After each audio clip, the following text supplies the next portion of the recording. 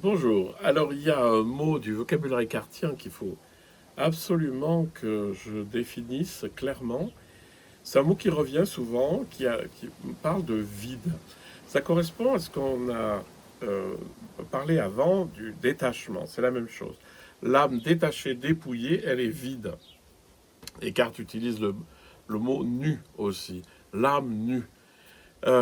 Et donc, c'est l'âme, c'est le vide. Et Descartes va dire que Dieu est vide, est pur vide, etc. Ce qui ne veut pas dire qu'il n'existe pas, mais que il n'est pas ceci ou cela qu'on puisse percevoir.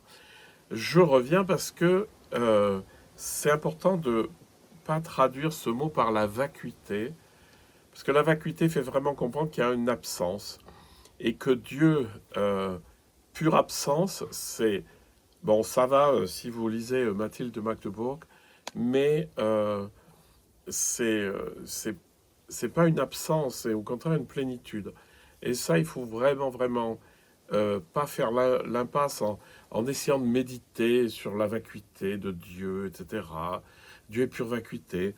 Ça me rappelle une amie qui me disait, ah mais moi quand je voulais participer à un stage, enfin une journée de méditation, un truc comme ça, et puis un de mes amis m'en a dissuadé, il faisait partie du groupe, il m'a dit, mais ma pauvre, mais jamais tu y arriveras, il faut méditer sur le vide. Eh ben non, il faut pas méditer sur le vide, il faut devenir vide d'eux. Donc ne pensez pas le vide comme une espèce de truc intersidéral, mais c'est vide de quoi? Ben vide de moi-même, vide des représentations, vide des images, vide des pensées, vide des jugements, des émotions, de tout ça.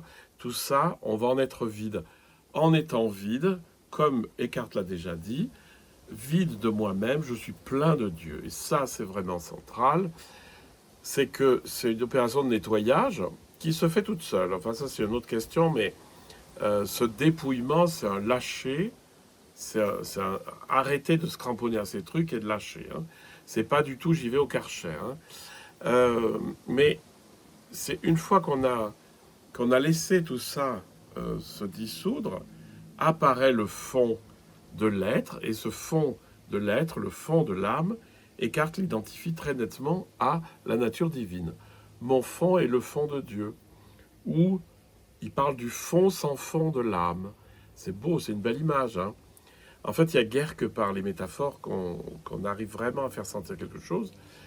Donc, méfiez-vous chez Eckhart des gens qui se gargarisent un peu avec le mot la vacuité, le vide, il faut méditer sur le vide, etc.